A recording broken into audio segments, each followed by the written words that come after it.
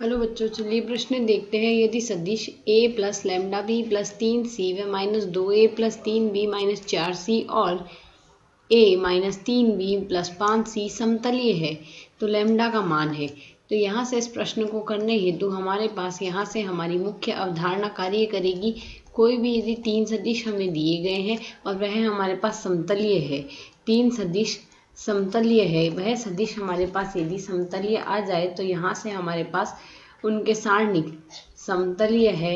यदि उनका सारणिक हमारे पास, यदि उन तीनों सदिश को सारणिक के रूप में लिख दें और सारणिक बराबर 0 आ जाए, तो यदि हम यहाँ से इन सदिशों को लिखें तो सदिश, पहला सदिश यदि हम बात करें, पहला सदिश हमें x सदिश दिया गया है यहाँ से a plus lambda b plus 3c। ठीक इसी प्रकार दूसरा सदिश y सदिश हमें यहाँ से दिया गया है माइनस का 2a प्लस का 3b और माइनस का 4c। ठीक इसी प्रकार z सदिश हमें यहाँ से दिया गया है a सदिश माइनस 3b प्लस का 5c।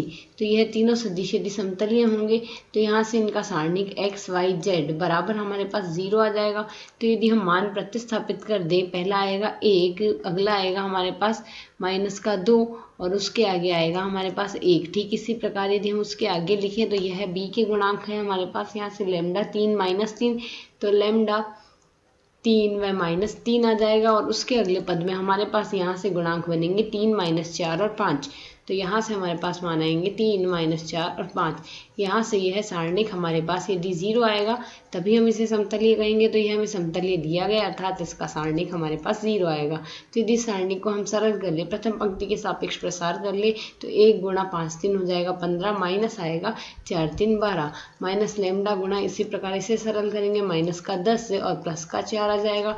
प्लस का 3 गुणा में हमारे पास बनेगा प्लस का 6 और माइनस का 3 बराबर आएगा हमारे पास यहाँ से 0। इसे यदि हम सरल कर ले, 15 में से 12 गया, 3 बचा, यहाँ से माइनस का 6 आएगा, माइनस माइनस प्लस हो जाएगा, प्लस का 6 लैम्डा आ गया, 3 3 9 आ जाएगा, यहाँ से हमारे पास बराबर 0 आ जाएगा। 9 और 3 12 हो जाएगा, 6 लैम्डा प्लस का 12 बराबर 0।